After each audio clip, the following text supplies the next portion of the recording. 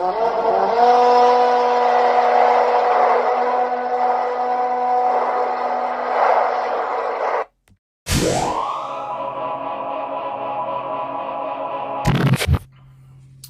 there YouTube, welcome on back to Artichoke Dip. My name is Rob, solo tabletop gamer.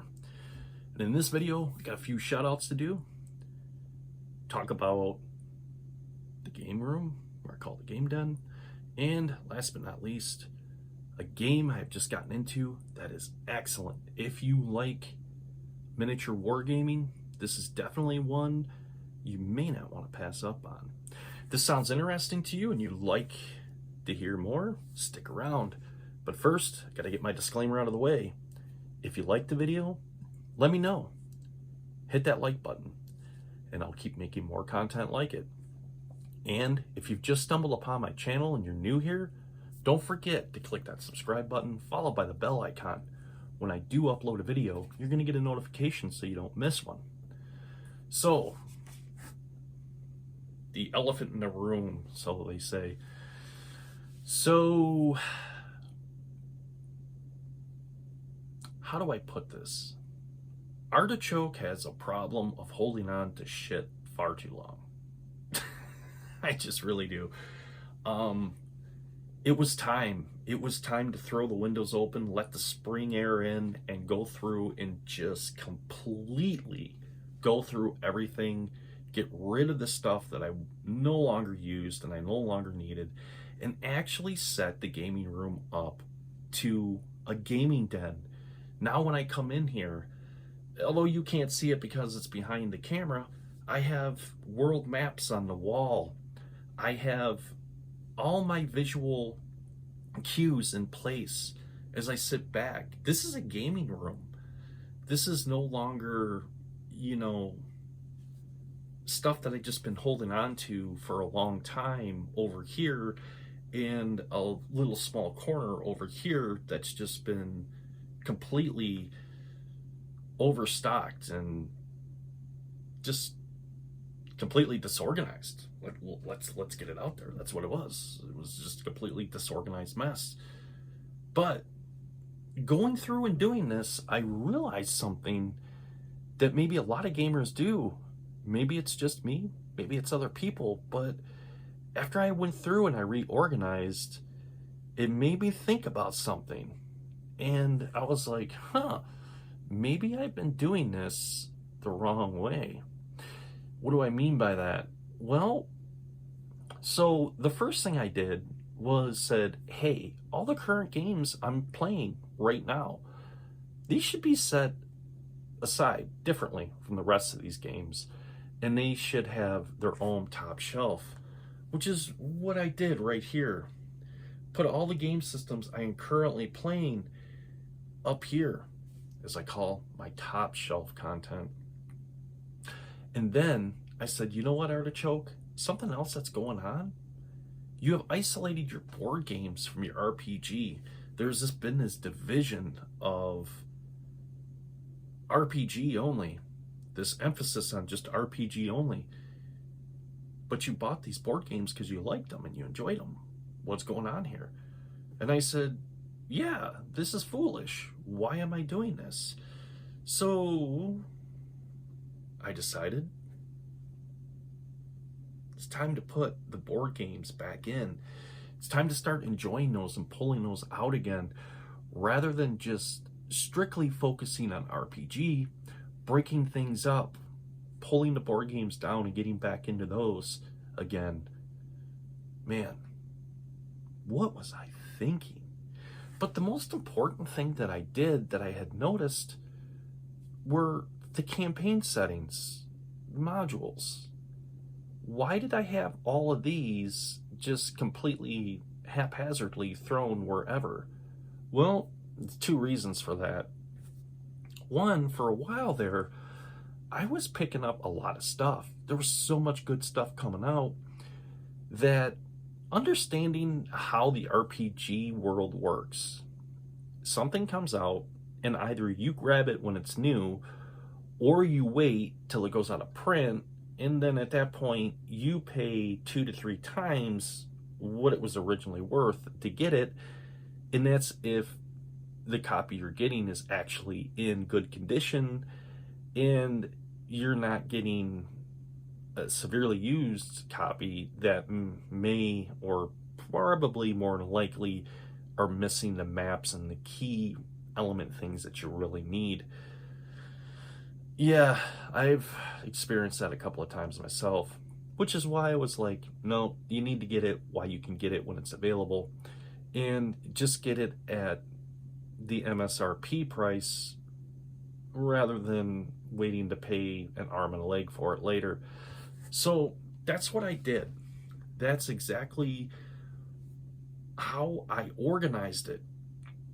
But I did more than that. More than just the RPGs and just the miniatures. As you can tell, the swords. Yeah, I kind of got sick of the swords. I kind of gotten sick of every time I had to go into the closet to get clothes or whatever else I needed that I was storing in there, to hear not only the clunk, clunk, clunk of the swords, but I started to get worried about the hinges on the door too. And I was like, that's a lot of weight, Artichoke.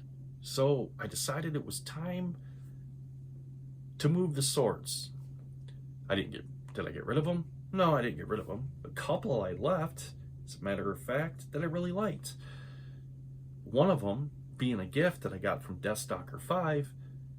The other one, a Scottish Claymore. I love that Claymore. So I decided to put those up. Those are still there. Two of my favorite pieces of cutlery. But there was one other thing something I've spent a lot of time doing that I really enjoy. Miniatures, scatter terrain, painting minis, just the whole entire side of the hobby of minis. I was like, why aren't these displayed better? Why are these just thrown into this display cabinet I have over here that I don't even show? Why? It's still a disorganized mess, but it is what it is. That'll be a project for another day. But I decided, why not display all the minis on a nice display area to where when I do get ready to game, I can just go over there and accessibly grab them. I could see all of them. And I could put them out on the table. So that's what I did. It's exactly what I did. So if you're wondering where I've been for the past week, well, that's been it.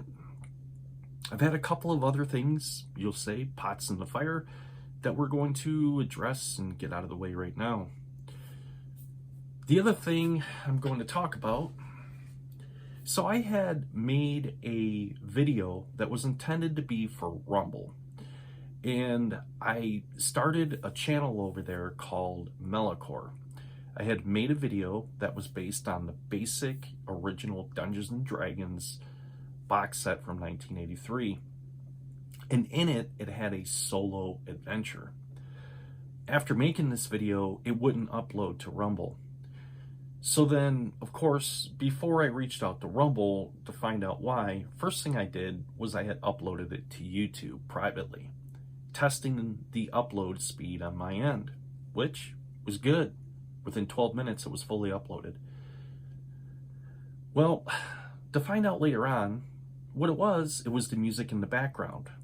They did not want to allow that to be on their platform, worried about copyright infringements. Okay, fair enough. Well, I had a subscriber reach out and say, hey, if you got any content, I'd love to see it. So I moved the video from private to public and allow those of you out there to watch it. To my surprise, it was very well received, and a lot of people liked it. A lot of people commented on it. And I said, hey, I shouldn't leave this up to me. As a matter of fact, why don't you guys help me make the next decision? And, well, people cast their votes. And we're going to get into some of them shout outs right now. And we're going to see where that's going to head to next. All right. So, Artichoke kept a list here. So, to the north, moving on with the basic Dungeons and Dragons solo adventure, we will be heading north. The people who voted for the north, I'm going to give you a special shout out right now. Andrew Kolb, thank you. Don C7664, thank you, Don. Blamp666, thank you, Blamp. Jason Shields 5552, thank you very much, Jason. Unpainted Lead Syndrome, I like that. Thank you very much, Unpainted Lead Syndrome. Robert South Hall, thank you very much, Robert. And Jose Ramirez, thank you very much, Jose, and for your input on that. So, at this point, the voting was officially ended, and they were all tallied up. Now, the other direction was the West, which we had two come in for the West. First one was Solitaire RPG. Thank you very much, Solitaire RPG, and White Rhino. Thank you so much, you guys, for dropping your comments. Special shout outs to all of them. And you know who you are, who you voted, and for the North and to the North, we will continue and we will pick up on that. Now, if you are unfamiliar as to what I am talking about, I have the video. It's uploaded. You can watch it if you would like. And basically, to give you the rundown on it, the original red box set for basic Dungeons and Dragons had in there a two-part solo adventure. The first part to teach you the basics of RPG, to give you the fundamental ideas behind it. The second part went a little bit more into depth. Now you were doing a solitaire dungeon crawl, and you were posed with some questions as to which way you wanted to go. Depending on how you wanted to proceed, you would have flipped to that page, read that entry, and then it would instruct you how to go forth and asking you more questions. So I thought it would be unique and fitting because, well, this is where I got my start. This is where my love of RPG games came from. And this is also, when I was a kid, I said, wait a minute, why does it got to stop here? Why can't it just keep going from here solo? 38 years later, I'm still going strong. So with that being said, thank you so much. I will continue on with that video, and I will make another video, and we're going to continue further north and see what calamities await. Yeah, I guess we'll figure that one out later. All right. So with that out of the way, and once again, special shout out to all of you guys out there who commented on that. Thank you so much. I'm going to get into the game. So I had started to read the rules on this game. I did the starter scenario on it. Really enjoyed it. As a matter of fact, I played through it 3 times. I had so much fun with it. And at that point, everything was boxed up. The whole entire room project came in. Everything was gutted and redone and reorganized and put back together. And so now I'm back here. And I'm going to explain to you the game that I've recently gotten into. And if you decide to get into this, a few pointers that I'm going to put out there for you, particularly if you are strictly an RPG player and you want to get into this. The game, of course, I am talking about is right here, 5 Leagues from the Borderlands, the 3rd edition.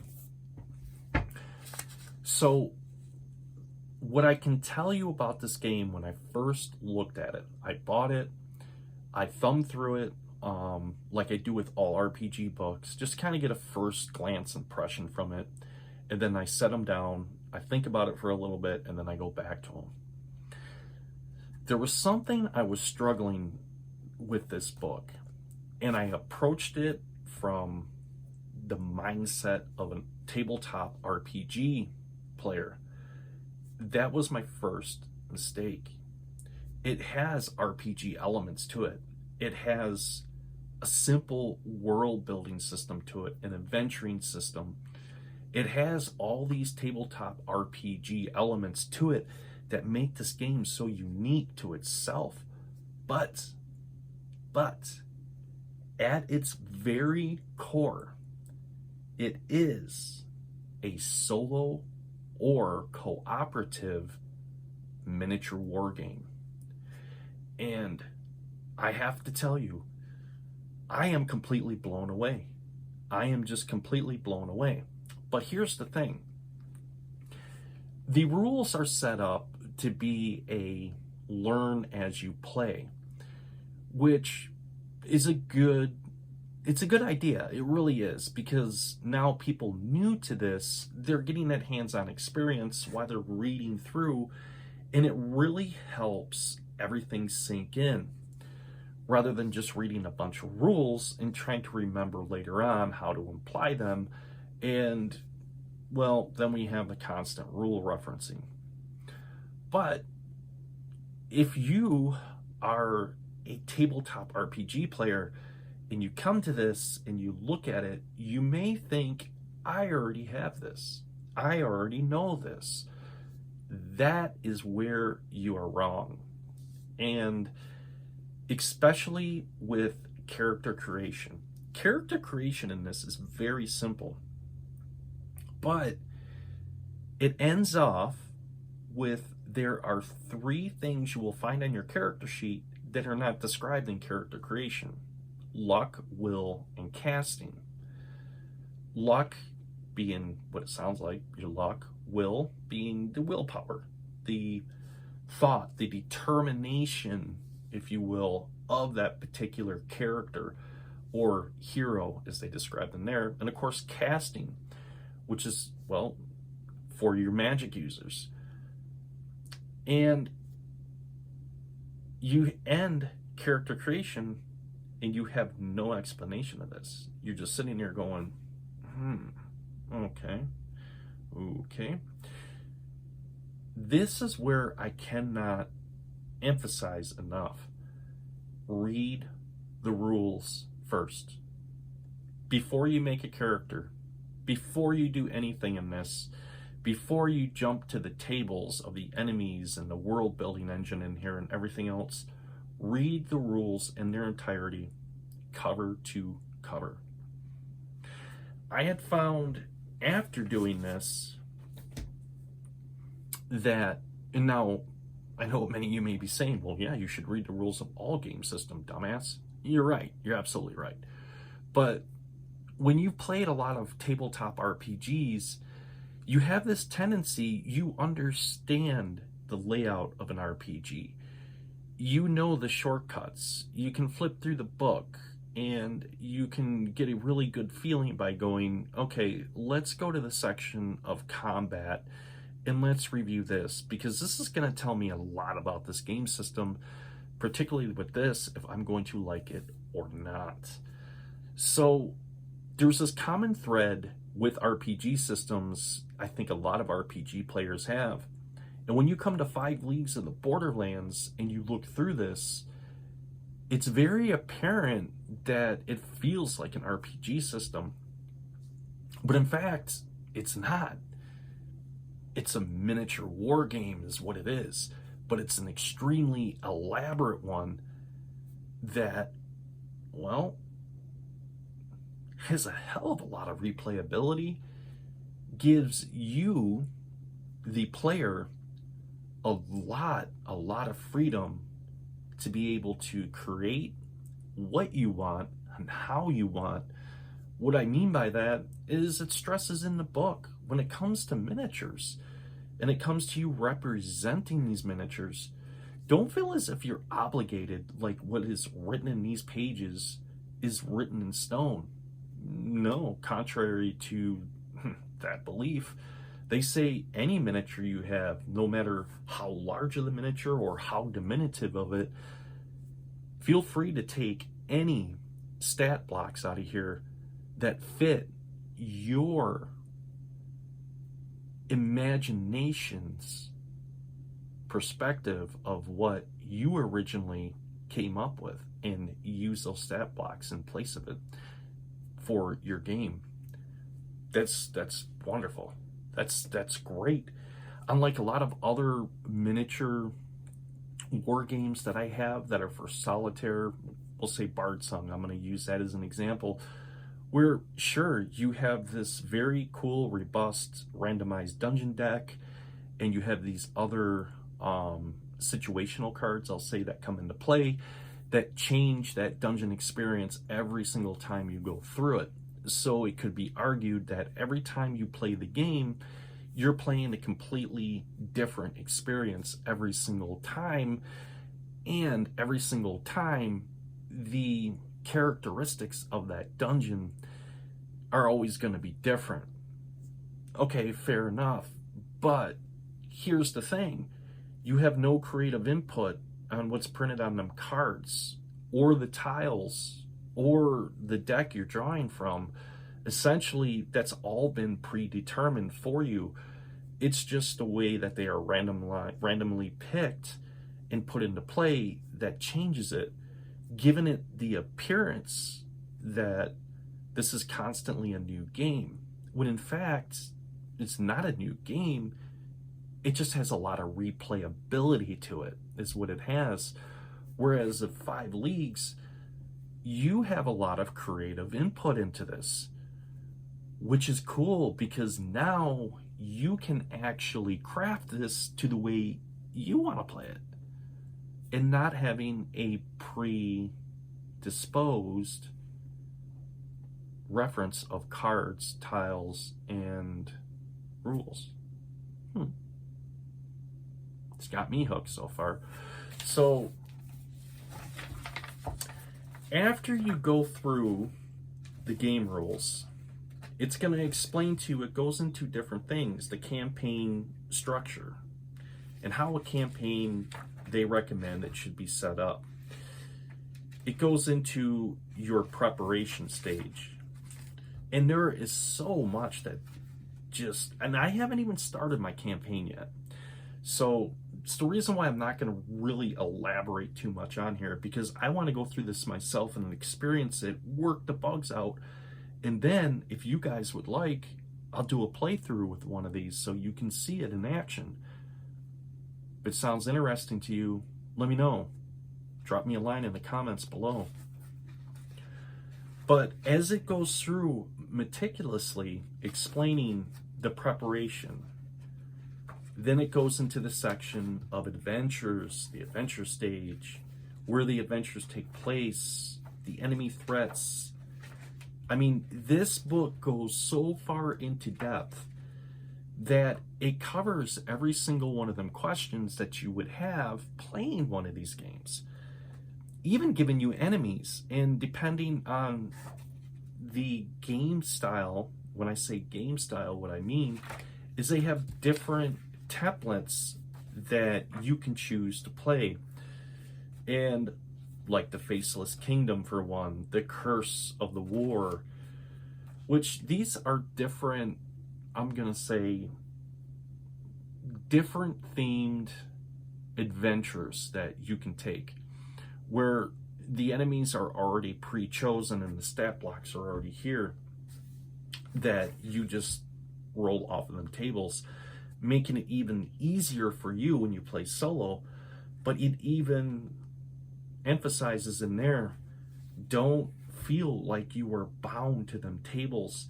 Take what you want and add and take away, and feel free to even make your own tables if you want to detail it even more to your own campaign. The overall system itself is simple. It's very simple. Besides a set of percentile dice and some D6s, that's really all you need to play this game. Now, the unique thing that I do like about it is how the initiative phase works in it. Rolling a D6 for every single one of what they call heroes, because out of your war band consisting of 4 of your miniatures, one of them you choose as the avatar. This is your connection of the RPG element to the scenario.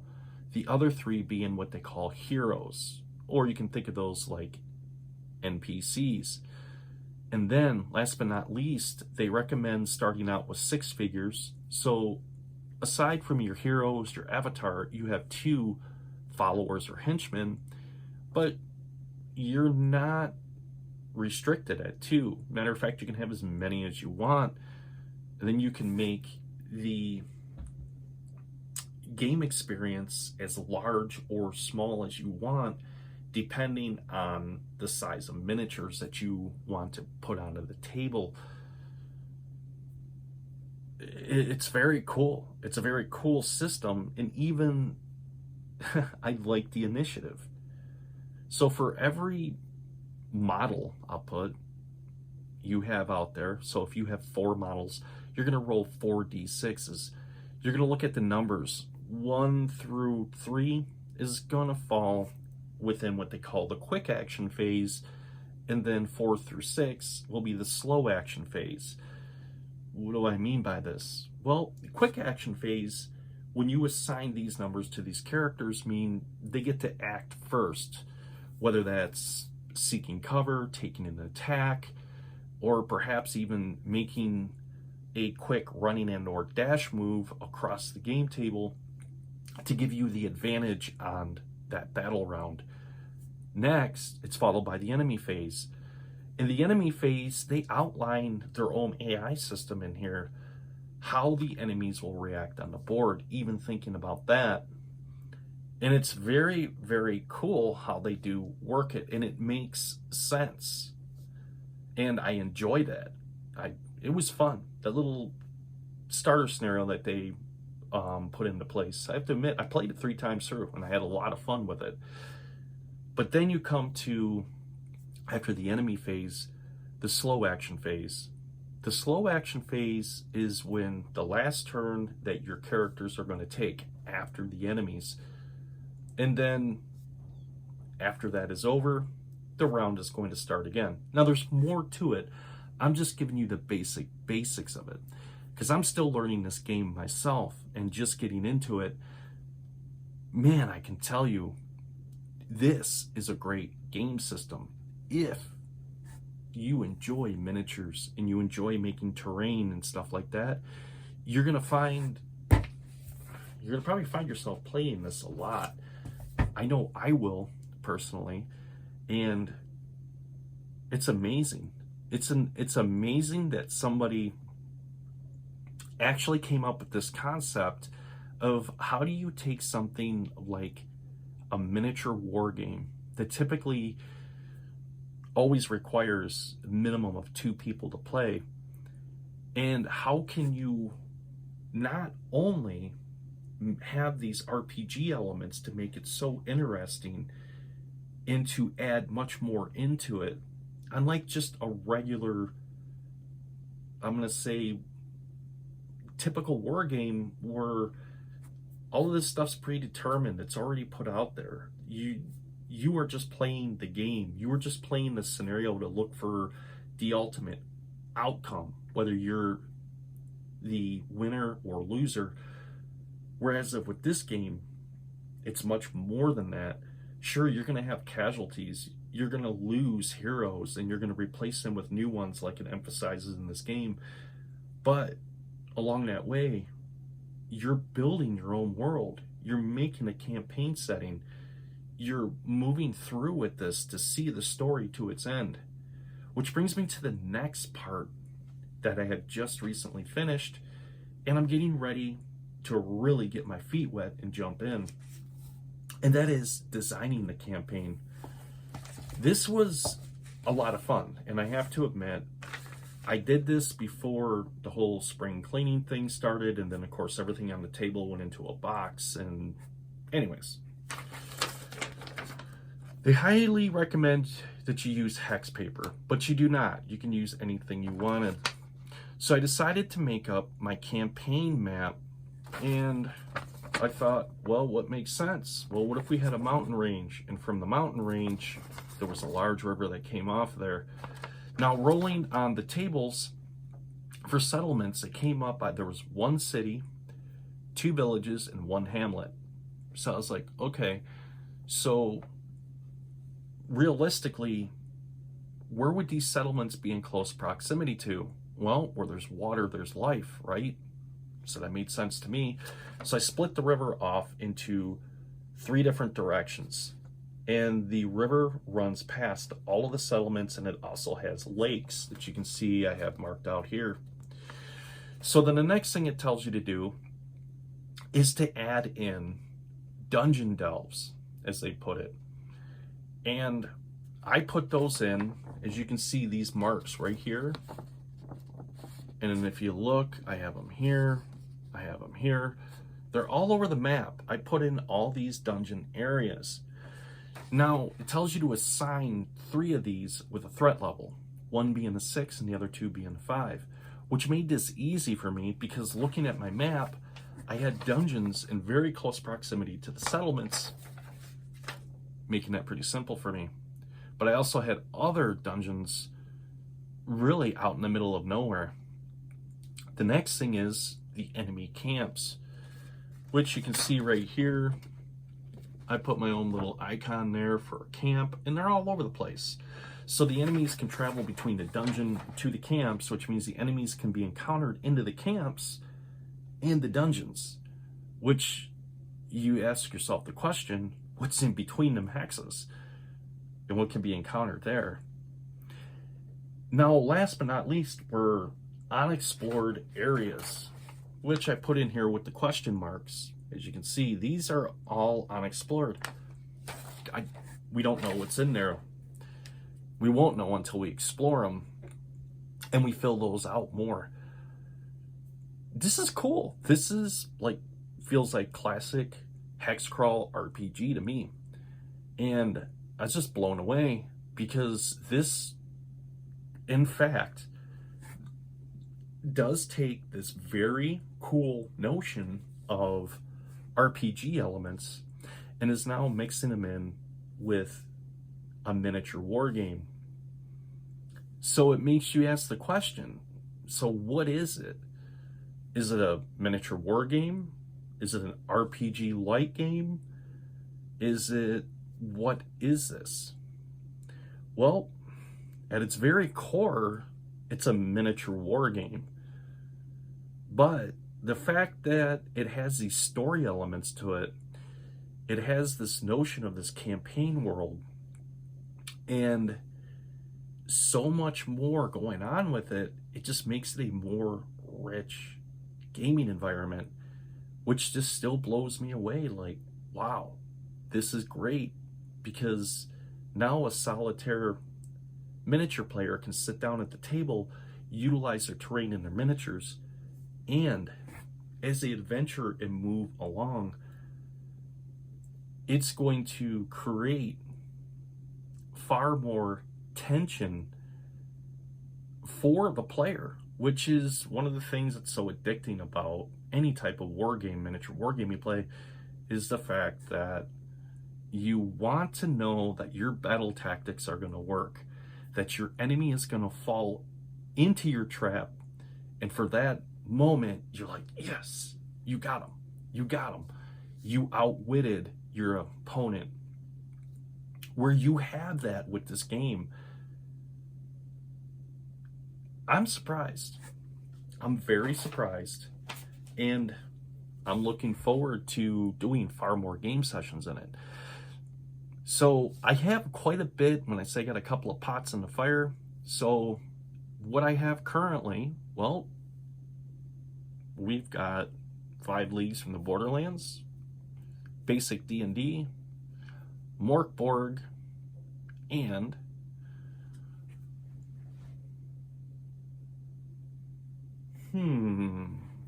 that could leave room for something else. Oh, 3E D&D Calamar. Forgot about that one. We got that one as well. So I got 4 different game systems right now that I'm currently in. And let's see how this rolls out. Let's see how 5 leagues from the Borderlands is going to measure up with my RPGs. And after playing through this and really sinking my teeth into it, I'll do another video on it. And I'll go more into depth of what I think of 5 leagues from the Borderlands, and maybe what I would change and maybe what I wouldn't change, who knows. But with that being said, my friends, I have to admit, so far what I'm seeing, this is good. It's real good. So I just wanted to get this video out there. I wanted to touch base with you guys. I wanted to get that shout out done. Wanted to explain what's going on here in the gaming den and what's going on.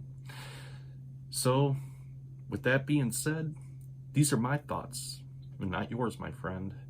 And this is Artichoke Dip, signing off.